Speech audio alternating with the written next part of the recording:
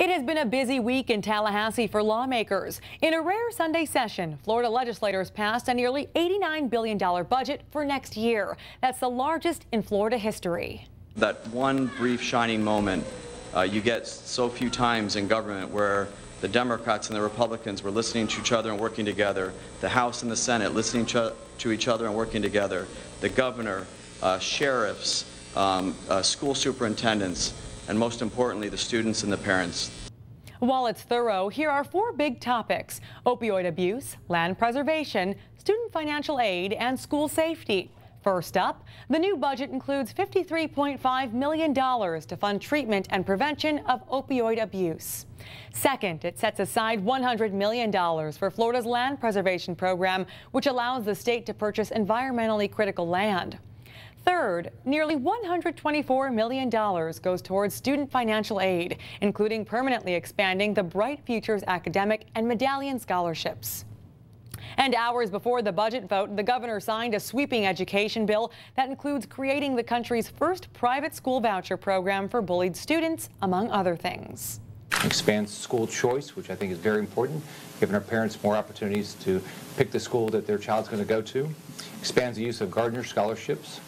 And it helps our students that are struggling with reading, including our students that came here from Puerto Rico after Hurricane Maria that are dealing with reading issues, getting ready to get ahead in school.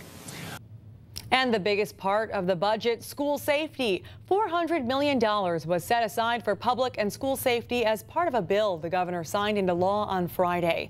Paying for that means you'll see the smallest tax cut in years. The governor, of course, has final say over the budget, including the power to veto any line item spending.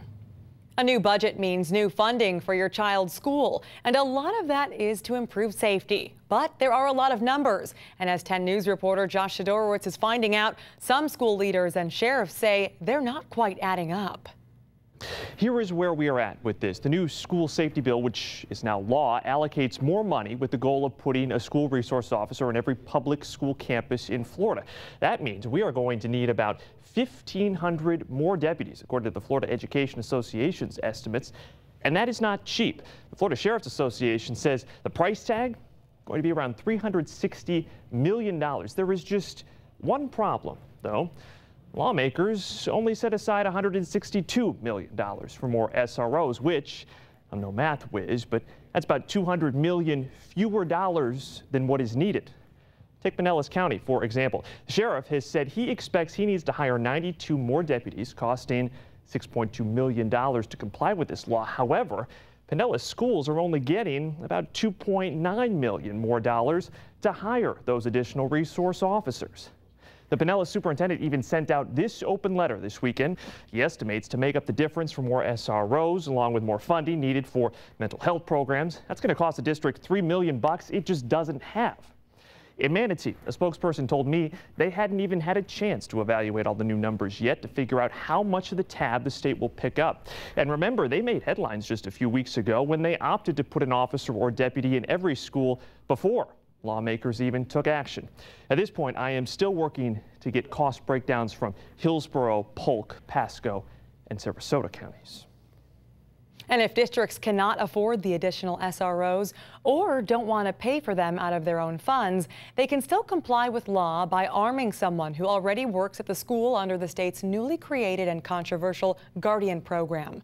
But that still leaves a lot of districts in a tough spot. Leaders with Hillsborough, Pasco, and Pinellas have all said they will not allow staff or teachers to carry guns. Districts have until August to figure out what to do and how to pay for it.